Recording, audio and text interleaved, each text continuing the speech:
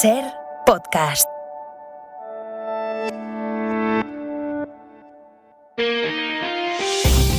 Las 7 de hoy por hoy. Ser Podcast. Hola, muy buenos días. Pese a que esta misma semana Israel anunció que iba a reducir su ofensiva militar en Gaza, este ha sido el sonido de la madrugada en la franja. Las autoridades palestinas denuncian un ataque de Israel al único hospital que seguía funcionando a pleno rendimiento en la franja de Gaza. José Luis Astre, hola. Hola, buenos días. Al menos 23 palestinos han muerto por los últimos bombardeos en la ciudad de Han Yunis, que son ya los más intensos que ejecuta Israel desde que empezó el año. A lo que se suma la denuncia de Naciones Unidas esta madrugada. Todos y cada uno de los residentes en Gaza, dice, están pasando hambre, Bayo. Sí, la hambruna convertirá en catastrófica una situación que ya es terrible, ha dicho el director de la Organización Mundial de la Salud, Tedros Adhanom, sumándose al reclamo de varias agencias de la ONU que piden a Israel que facilite la entrada de ayuda a la franja. Por el momento, lo que Qatar ha logrado como mediador es un intercambio de medicamentos para los hospitales en Gaza a cambio de la liberación de rehenes israelíes en poder de Hamás. Aunque el primer ministro qatarí afirma en Davos que la vía necesaria es la del alto el fuego a cambio de esos rehenes israelíes, un cese de los combates que por ahora se antoja difícil a la vista de los últimos acontecimientos en Gaza.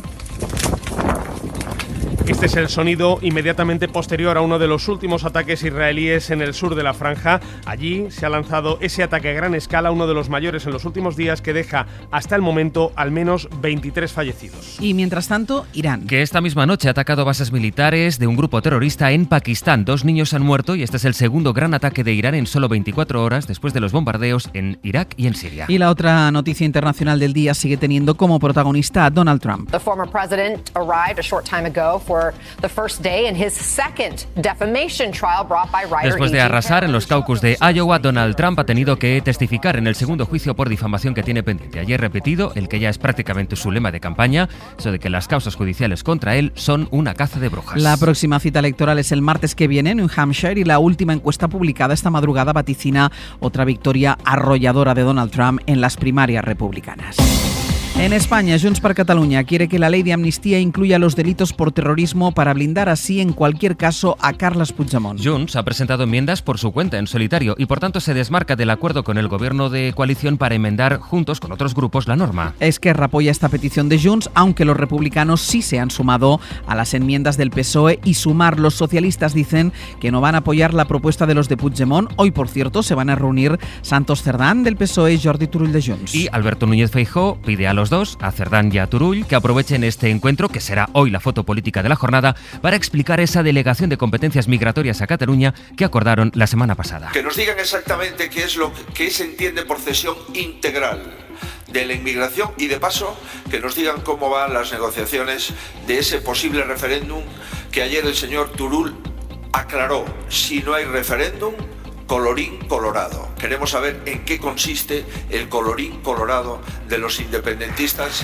y el jaque mate al gobierno de España. Y el contraste con este desacuerdo, el acuerdo de ayer entre el Partido Socialista y el Partido Popular para reformar el artículo 49 de la Constitución y suprimir el término disminuido. Mi agradecimiento al Grupo Parlamentario Popular. Este es el camino. Dialogar y acordar para mejorar la vida de nuestros ciudadanos. Es miércoles, es 17 de enero.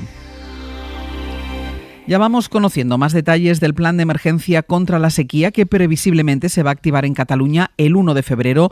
Ni los hoteles, ni los campings, ni los parques acuáticos podrán llenar sus piscinas. Gillian Ayala, buenos días. Hola, muy buenos días. En cambio, hay otras medidas que el Govern ha flexibilizado, especialmente en los campos de fútbol y en los gimnasios, aunque con algunas condiciones. Los embalses catalanes están solo al 16% de su capacidad. Radio Barcelona, Sergi López, buen día. Buen día. En 2 semanas los campos de deporte con césped se tendrán que regar con agua freática o regenerada y cada club tendrá que buscar el sistema para poder cumplir con la norma y además tendrán que compensar el agua que se gaste en las duchas. Lo mismo pasa en el caso de las piscinas deportivas, que por ahora se mantendrán abiertas. En cambio, en el sector hotelero se deberán cerrar, un sector que se ha apresurado a decir que el agua es imprescindible para ellos y que si no es con agua dulce tendrá que ser con agua salada para poder utilizar las instalaciones. Hay más medidas aprobadas ayer, como la prohibición de fiestas de espuma, los juegos de agua, las pistas de hielo y que se paren todos los proyectos urbanísticos a gran escala,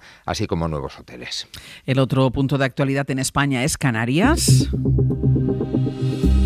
porque el año está empezando con nuevos récords de llegadas de migrantes. Más de 3.400 en la primera quincena del año. Eso es 9 veces más que en el mismo periodo del año pasado. Canarias, Andrea Expósito, buenos días. ¿Qué tal? Buenos días. Concretamente es un 838% más que en el mismo periodo del año anterior, cuando se registraron 371 llegadas frente a las 3.480 de este 2024. Más de 3.400 personas que han llegado a bordo de 53 embarcaciones. Las últimas lo han hecho esta madrugada, cuando Salvamento Marítimo ha rescatado 2 cayucos con 80 personas en aguas cercanas a La Gomera y a Fuerteventura. Y es que los cayucos que llegan a las islas por la ruta canaria, la que es ya la más mortífera del mundo, continúan disparando las cifras después de un 2023 en el que se contabilizaron casi 40.000 migrantes, superando así la cifra récord hasta entonces, la de la llamada crisis de los cayucos del año 2006. Precisamente la Agencia Europea de Vigilancia de Fronteras, Frontex, ha publicado su informe anual sobre llegadas irregulares a territorio europeo. El número total no crecía tanto desde el año 2016. Y además, en 2023, el año pasado, hubo un incremento sin precedentes de llegadas de menores, de niños extranjeros no acompañados a la Unión Europea. Es una información de Nicolás Castellano. Solo el año récord del gran éxodo sirio en 2015 y las primaveras árabes con la salida desde Túnez y Libia superaron a este 2023, que registró 380.000 intentos de entrada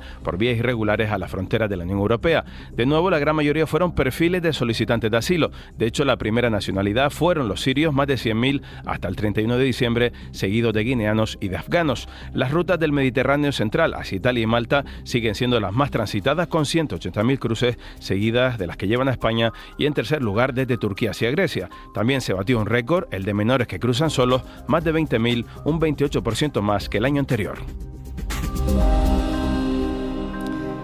Presten atención a este estudio de la Universidad Rey Juan Carlos. Comer en familia o preguntarle a sus hijos cómo les ha ido en el instituto mejora las notas de los estudiantes. Son pequeños gestos cotidianos que pueden ayudar a incrementar el rendimiento académico. Adela Molina. Hasta 44 puntos más en matemáticas sacan los estudiantes que comparten mesa con su familia 1 o 2 veces a la semana. 19 puntos aquellos a los que se pregunta por su día a día en el centro educativo, y es llamativo que tiene más impacto preguntar en general que por lo estrictamente académico. El profesor de la Universidad Rey Juan Carlos, Ismael Sanz, es el autor del estudio. Entre preguntar por las notas y los resultados que empiezan en matemáticas no es tan fuerte como preguntar qué tal en general te ha ido en el instituto, que incluye, por supuesto, el aspecto académico, qué tal te va en los estudios, pero también cómo te va con los amigos. Al final, lo que notan los adolescentes es el interés y el respaldo de sus familias, y eso se traduce en mejores resultados. Un joven de 15, 16 años, pues le da también prioridad a los estudios, se ve que en su casa importa y que le preguntan con buen ánimo, ¿no? de apoyar, de ayudar. En otras ediciones del informe PISA, la forma de medir ese interés ha sido preguntar a los padres cuántos nombres se saben de compañeros de sus hijos. Los que se sabían 5 o más nombres tenían hijos con mejores resultados. 7 y 8 minutos de la mañana, 6 y 8 en Canarias. Hoy por hoy. Ángeles Barceló. La ciencia está dando pasos de gigante en la clonación de seres vivos. Científicos chinos han conseguido clonar a un mono que tiene una genética muy similar a la del hombre. Se llama Retro, ha cumplido 2 años vivo y además con buena salud. Y esto abre la puerta a la investigación, al menos a la investigación, para clonar en el futuro a seres humanos. Con el dilema ético y moral que eso implica, Javier Gregory. Los primeros macacos fueron clonados hace 6 años en este mismo laboratorio de Shanghái.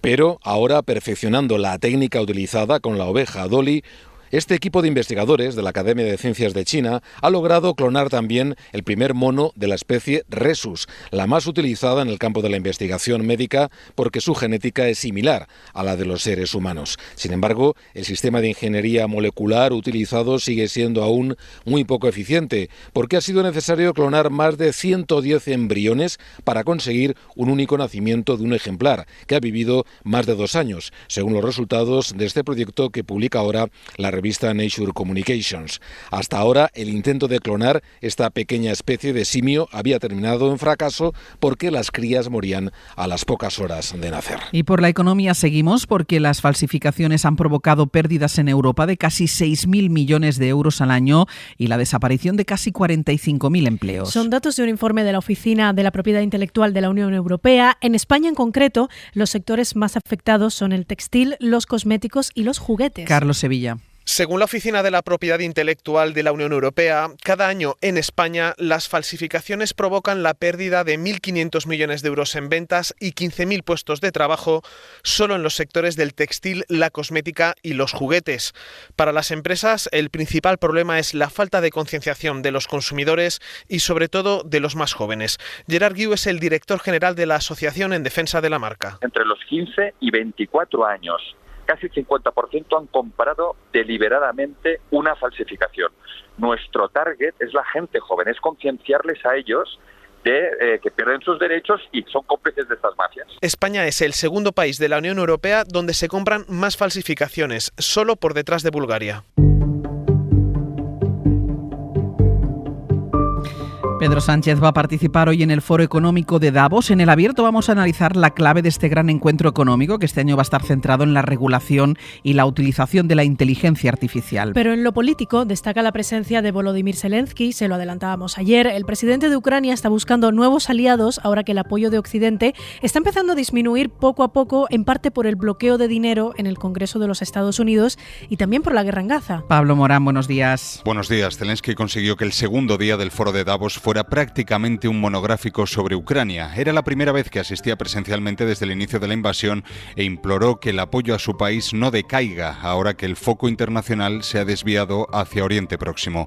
Advirtió de que reducir la presión a Rusia no hará más que alargar la guerra. Putin is a predator who is not satisfied with the frozen products. Putin es un depredador y no se conformará con un conflicto congelado, aseguró apelando al precedente de 2014, después de la invasión rusa de Crimea. El estadounidense Antony Blinken le prometió que el apoyo de su país no flaqueará.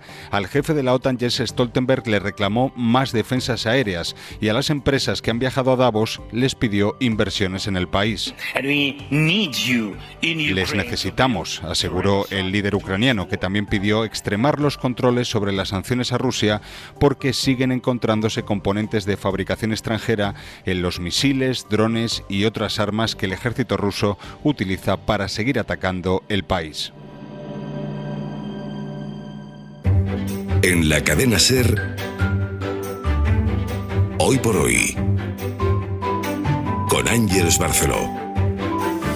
7 y 13 minutos de la mañana, 6 y 13 en Canarias, tiempo de conocer historias más curiosas del ámbito local. Hoy nos detenemos en Galicia. Ricardo Rodríguez, bon día. Bon día, Àngels. Y en la Comunitat Valenciana, Ana Talens, bon día. Bon día. Lo primero, un estudio de la Universidad de Santiago que da respuesta a la pregunta de cómo se ligaba en la Edad Media. Y no te vayas a creer, Àngels, que era muy distinto a la actualidad. El estudio que firma el doctor en Filología Románica Xavier Ron analiza más de 400 cantigas medievales y se puede establecer varias similitudes entre los trovadores de entonces y el actual Tinder, por ejemplo. En la Edad Media, las fases del amor pasaban por una primera en la que se comunica el deseo que se experimenta, bien a través de insinuaciones o miradas, y se ruega ser aceptado, y una segunda en la que ella acepta con la recompensa de un beso o lo que surja, y ahí se establece una especie de código secreto en las cantigas en las que no se desvelaba la relación. El estudio también se fija en las virtudes que las mujeres puntuaban en los trovadores, entre ellas los buenos modales y si sabían guardar la relación en secreto. Han pasado varios siglos, Àngels, pero hay cosas que no cambian. Los códigos parecen que siguen siendo los mismos. Las fugas en las tuberías del trasvase Tajo Segura, su paso por Orihuela, están dejando imágenes curiosas, Ana. Sí, hay gente para todo y que aplica el refranero: a grandes males, grandes remedios. Os cuento, hace unos días hizo viral un vídeo en el que podemos ver coches aparcados en una de las fugas del sifón de esa tubería en Orihuela que aprovechaban el agua que caía para lavar el coche. Y es que parece ser que la oscilación térmica afecta a esas juntas de las conducciones, lo que provoca que se dilaten y caiga el agua en una gran cantidad. La Confederación Hidrográfica del Segura está afanándose para reparar esas fugas porque no estamos como para tirar el agua. Ya, pero mientras tanto mejor eso que se pierda el agua. Pues mira, exacto, si sirve sí, para algo, aprovecha, exacto, bien aprovechada. Bien eso aprovechada. Sí, no salen del coche, ¿eh? En el vídeo que he visto están dentro. Bueno, es como si fueras al túnel de lavado. Exacto. Lo mismo. Exacto. Richie roba una guitarra valorada en 15.000 euros y la vende por 10.000. Por 10 euros. Ah, ¿por 10 euros? Sí, es que podemos estar a ver, uno de los ladrones más esto. torpes de la historia. Pero tonto total. El hombre entró en una casa de Oporriño y se llevó la guitarra. Es obvio que no sabía lo que había robado porque, a pesar de su valor, 15.000 euros, la vendió en la calle por 10 euros. Por si eso ya no fuese poca torpeza, le dejó su contacto a quien se la vendió por si tenía algún problema con ella. Así que la policía, cuando localizó la guitarra, al poco tiempo, pues también localizó al ladrón, gracias a ese contacto que le dio su comprador. El hombre, de 50 años, se enfrenta a 3 años de cárcel por los delitos de hurto y allanamiento, pero es que el comprador de la guitarra, un joven de 25, también se le imputa un delito de receptación por comprar material ilícito que puede alcanzar ese delito los 2 años de cárcel. Hombre, que además el comprador debía saber lo que valía realmente Sí. esa guitarra, seguro. Sí. El puerto de Valencia, Ana, ya trabaja en transformar la fuerza de las olas en energía. Sí, se llama aprovechar la energía undimotriz. La energía de las olas. Consiste en la instalación de una especie de flotador en la Marina de Valencia que va a permitir convertir el movimiento de las olas en energía y abastecer las instalaciones portuarias. Ya está en funcionamiento en Portugal, en Reino Unido y China. Y aunque el movimiento de las olas en el Mediterráneo no es tan intenso, los promotores tienen la intención de que cuando esté listo se pueda exportar a otros puertos del Cantábrico y del Atlántico. Lo explica José María Planells. En el Mediterráneo el nivel el tamaño de las olas es mucho menor que en el Cantábrico, que en el Atlántico, etcétera. Pero nos ha venido muy bien porque nos hemos roto la mano, hemos empezado a experimentar con un oleaje menor y ya vamos a prepararnos para un oleaje mayor.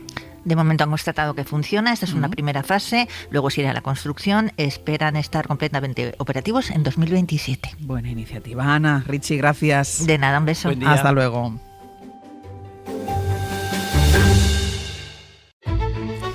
Y vamos ya con nuestra recomendación cultural para empezar el día. La propuesta de Pepa Blanes nos habla de lo que significa llegar a la vejez. En una sociedad que esconde la vejez, que evita hablar de la muerte y que ha montado en torno a ello una industria de la belleza y la medicina, hacerse mayor es el peor relato de terror que puede uno contarse. La demencia, la soledad, muchas veces, ¿no?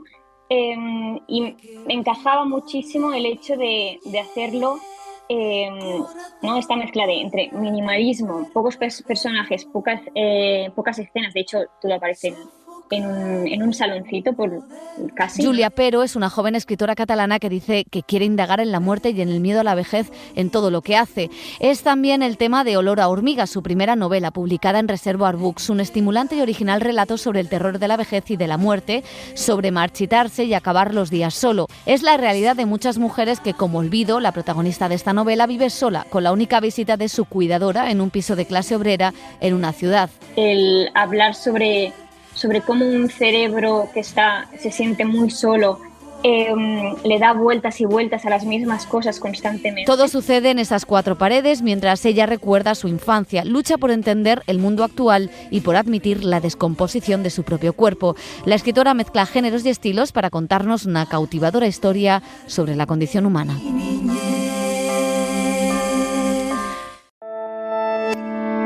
Cadena SER. La radio.